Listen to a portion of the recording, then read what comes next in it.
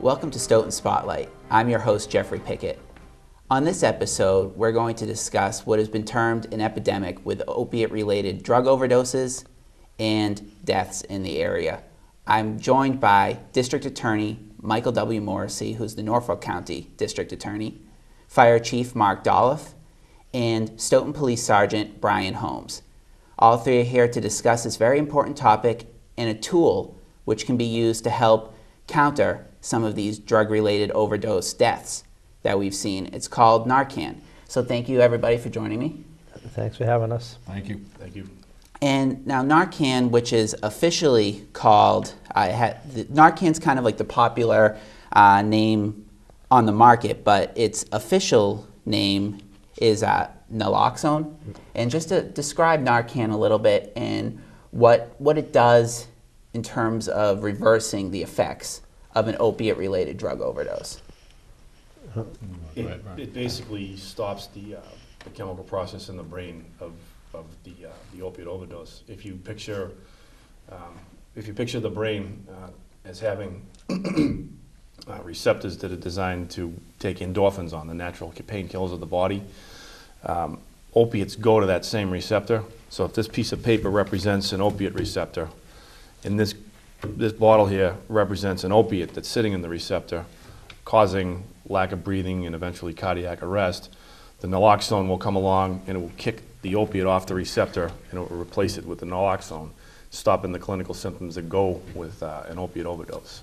So it kind of brings them out of the fog, or as has been explained to me rather simply, it's a drug that's been around for a number of years, and if you were going through surgery and you're over-medicated in the sense of when they put you out in the emergency room, one of the drugs they use to bring you out of that deep sleep and that when you're properly medicated is naloxone or Narcan. So it's a drug that's been around for many years, but it's used to save people who taking opiates in overdose has been a more recent phenomenon.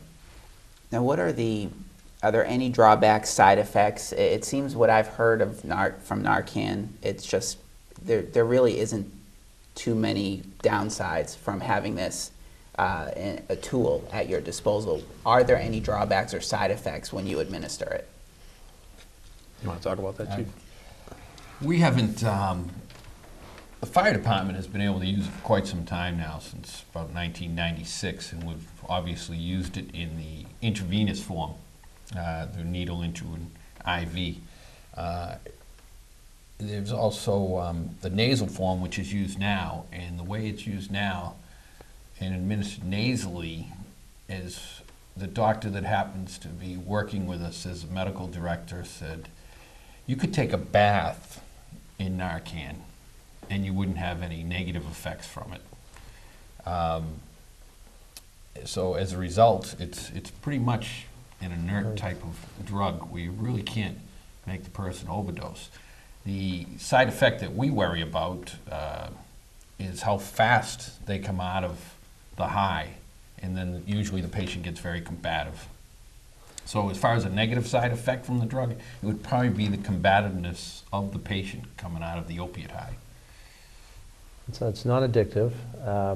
If you give it to someone who, the Quincy Police where I live, it was a situation presented itself where they thought someone had overdosed at the train station.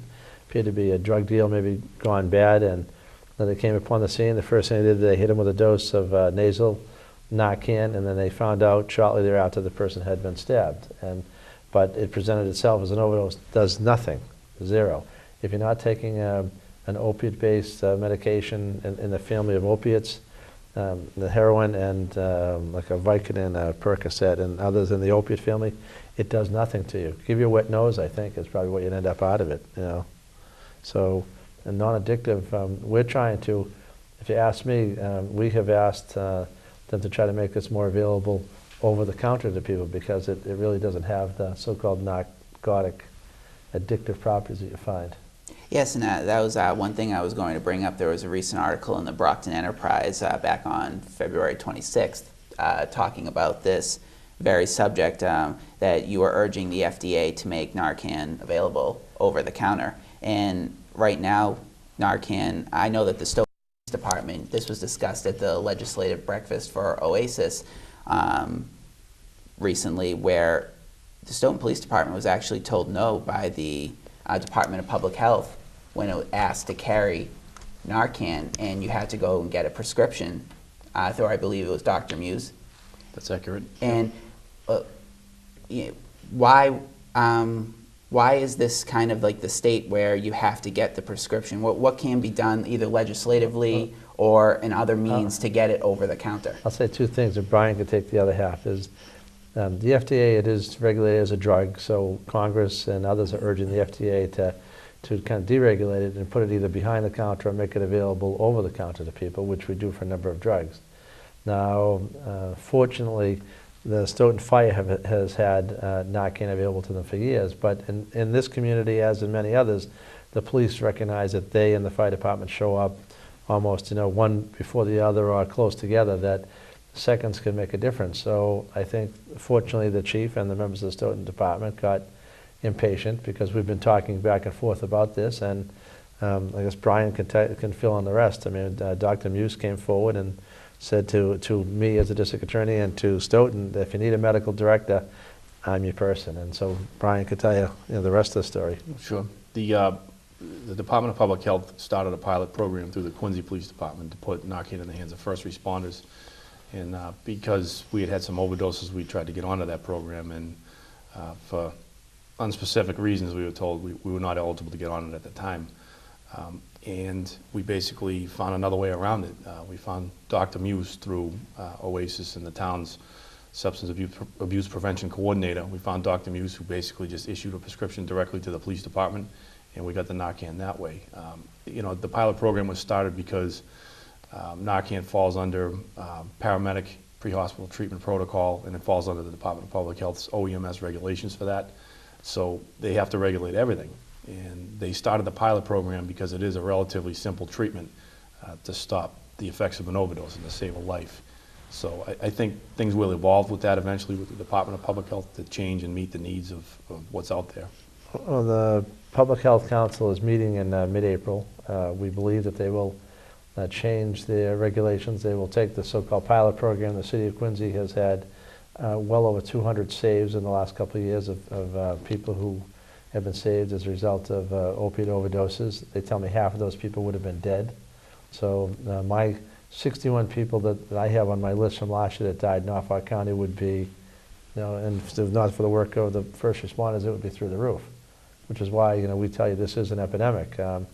We've asked the department, say, hey, your pilot program is a great success, so let's get on with it. So I think they are getting on with it finally, but I think in no small measure to some of the actions like the Stoughton Police, the Norwood Police, and other people who have said, hey, this is great, we know it works, and we're not going to wait, we're going to take that step. And, as I said to the chief, I said, suppose you're breaking the law. He said, let them arrest me. I said, well, I'm not arresting you. And I said, we're not prosecuting. And so he jokingly says, I wish someone would so we could send the message. And I think that the department got the message, and I'm hoping that we will be able to have more people trained, and we're doing a big training March 26th. And I think the chief and Brian and others are all sending people to help us spread the word in Norfolk County. And before we talk more about that training, I'd like to show a video that was actually shot right here at Stoughton Media Access Studios, just to give you guys at home an idea of what goes into the response when police officers or public safety officials, firefighters, respond to a drug overdose scene. Local actor, Mickey White, he's from the South Shore. He was playing a drug overdose victim. And Roxanne Morris, who's actually running the cameras right now, also appeared in this PSA, which was done through cooperation of the Stoughton Fire Department, Stoughton Police Department, District Attorney's Office, and OASIS. And it's a really chilling video. John Bonney from the Stoughton Police Department did a great job editing it, and it just really gives you a kind of a great look at the seriousness of this issue.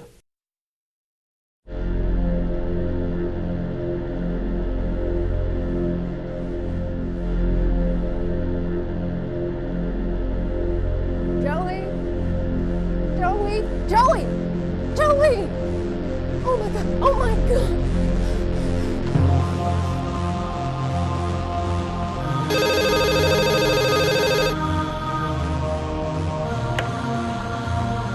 Advise the quarter state your emergency.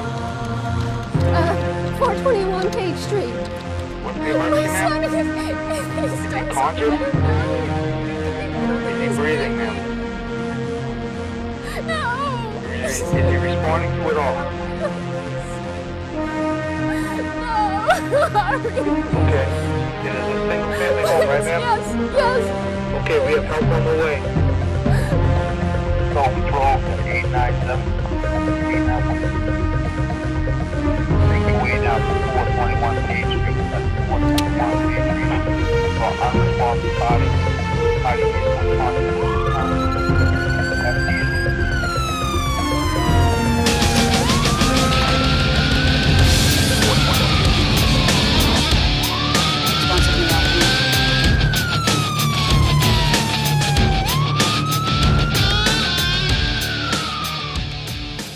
Step Here, over here come and on talk over to here this for me. officer, okay? What's his name? His name's Joey. And how old is he? He's 21 Okay, years I need you to go up front, wait for the ambulance. Joey. Joey. That looks like an overdose. 897 Stoughton. Notify Stoughton Fire, we have an opiate overdose.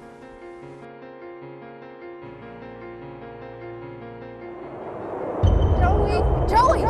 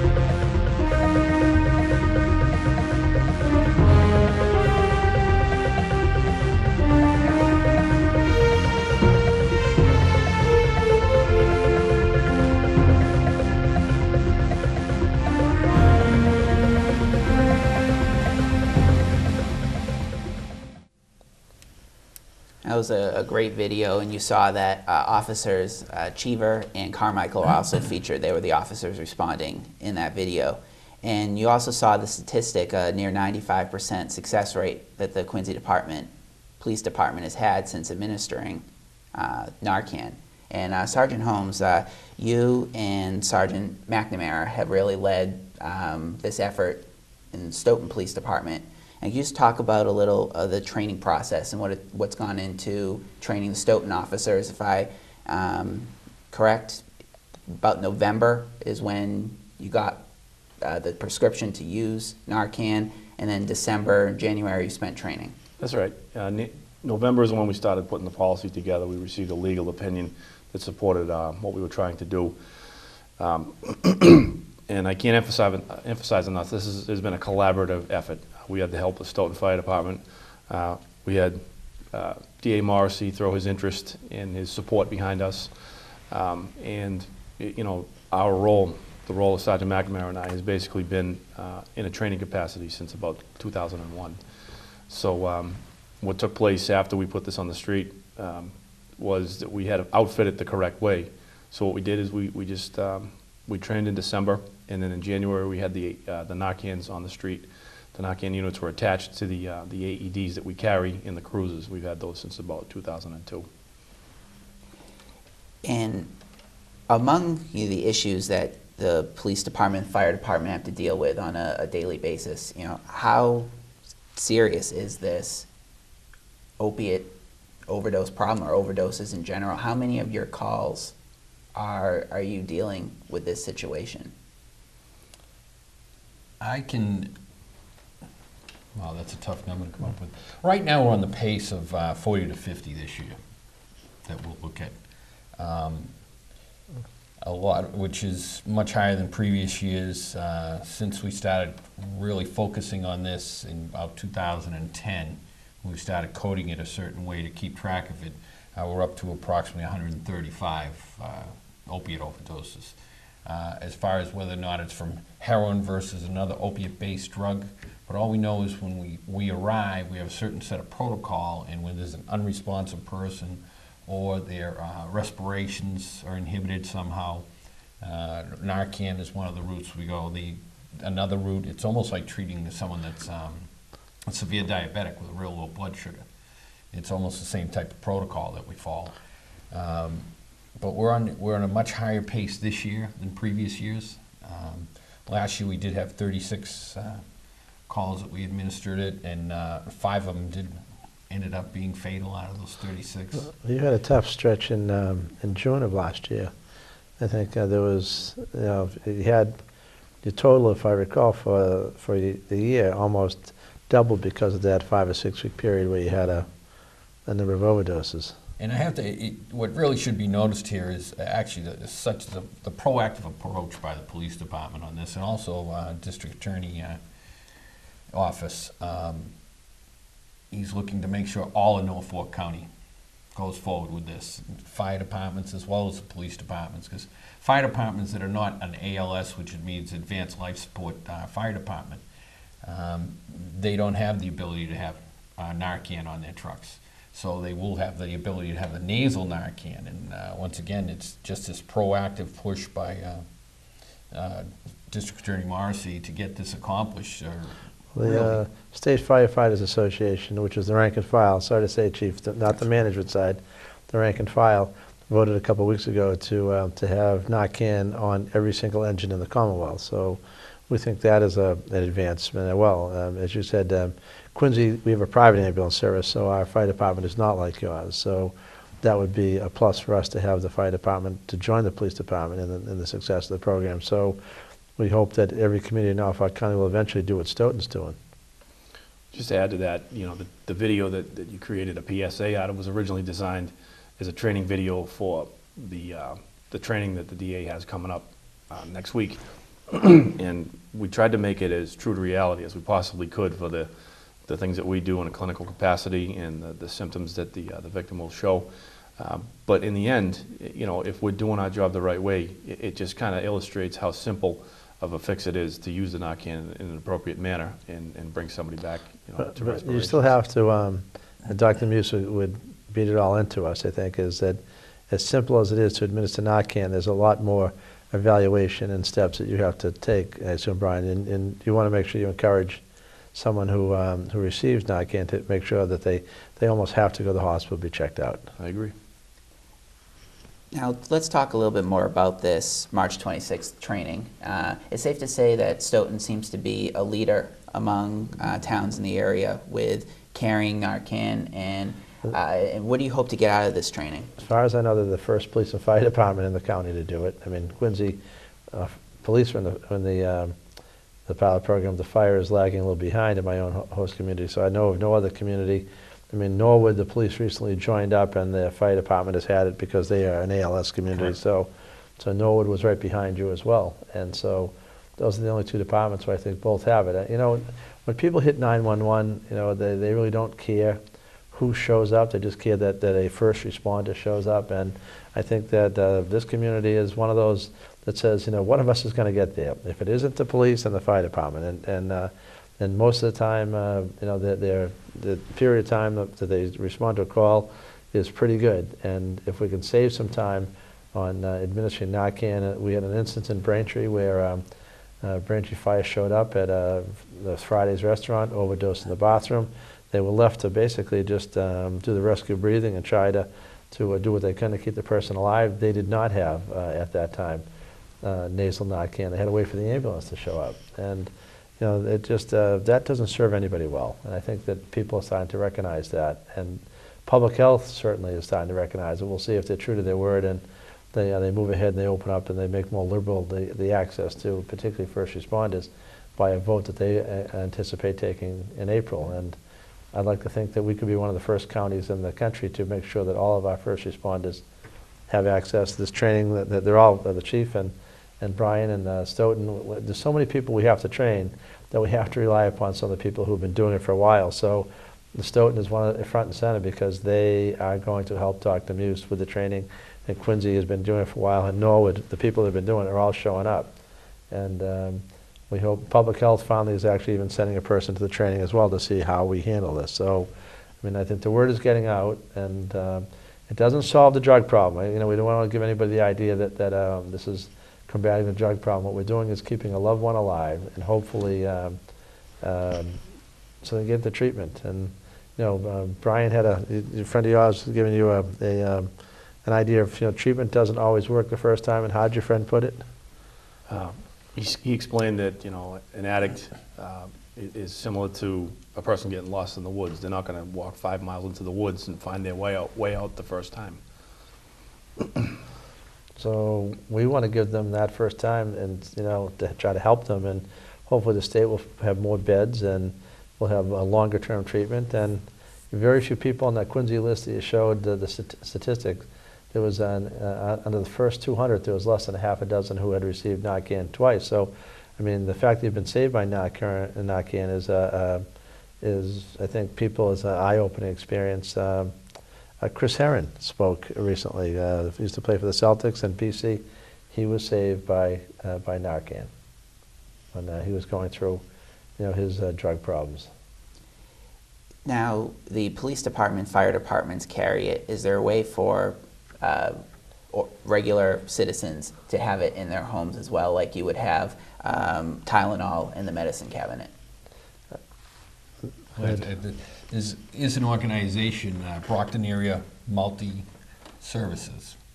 They offer training, and they offer Narcan to family members or relatives of someone that might be an addict. And they have that service, and you can contact them at any time, and they will give it to you.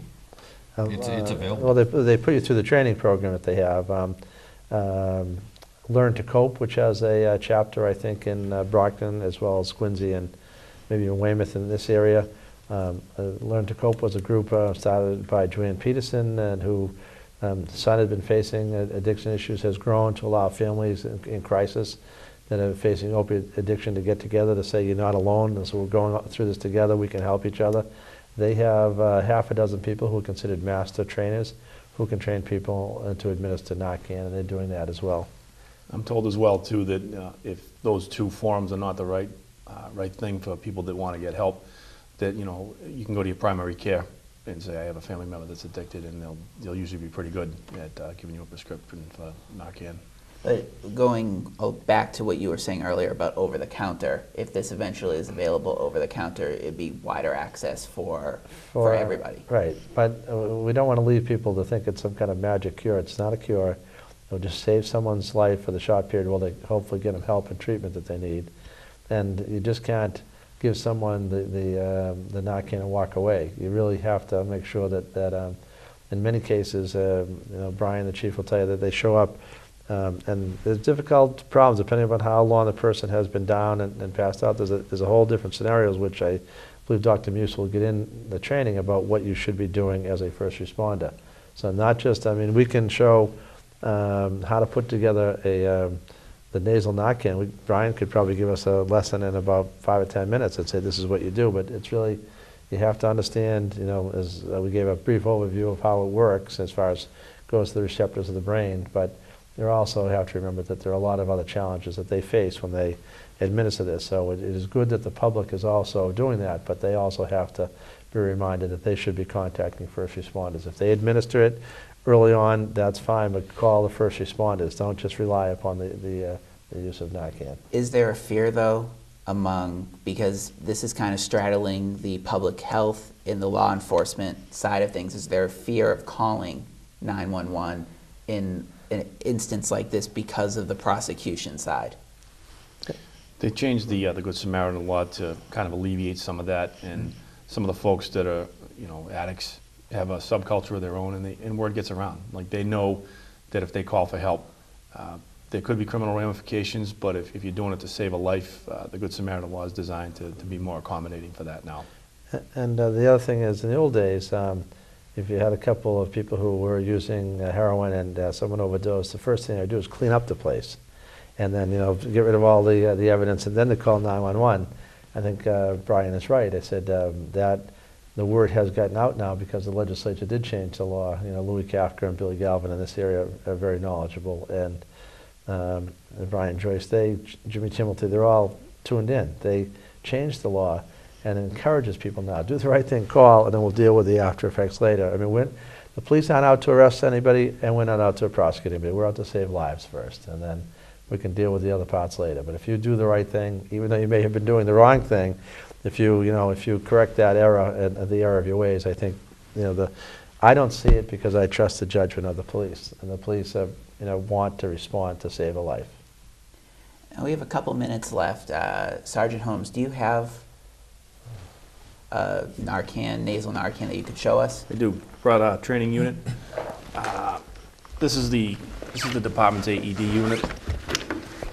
This is showing its age, unfortunately, because they're about 10 years old, a little more. As long as they work, I'm getting older, so I just want They to... work. See, this one says okay right here, so Okay, it's all right.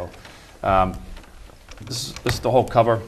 Inside the AED cover, there's a set of electrodes, and then fixed to the top of the AED cover is this individual med kit that's actually designed for tactical deployment. It's designed for self-rescue, for SWAT team and all that. So what we've done is we've taken this individual med kit and turned it into a place to keep the Narcan kit. So if an officer needs to access the Narcan, you get a set of gloves right here, and then you have the Narcan kit inside. All right. So contained within that Narcan kit is a pre-connected vial of 2 milliliters of Narcan, and all the officer has to do, or whoever's on scene, is twist it to make sure that everything is secured down. And after they've done their assessment, administer rescue breathing, and then you give 1 milliliter of Narcan to each nostril of the patient. Each Narcan kit has a second Narcan unit that's not pre-connected. It's just there in case of an emergency, and you'd have to assemble it. So it's in a box like this, and the nasal atomizer is a separate attachment, and basically you just take the components, put it together, and you're ready for a second dose of Narcan. We have had recent incidents where more than one person is suffering the effects of an overdose at the time. So had this been deployed prior to the arrival of the fire department, 2 could have been used at the scene. So that's it in a nutshell. And sometimes they tell me that there are rare instances where you give people 2 doses as well. And again, it goes back to the idea is you can't overdose someone on Narcan. That's correct. Well, thank you so much for joining us today. Again, discussing this very important topic and how Stoughton has really taken the lead in arming itself with this useful tool in combating the effects of opiate overdose. So, District Attorney Morrissey, Thanks for having us. Fire Chief Dolloff, Thanks, Jeff. and Sergeant Holmes, we'll reach across the room. Thank you so much for joining us, and I'm Jeffrey Pickett, and thanks for tuning in to Stoughton Spotlight.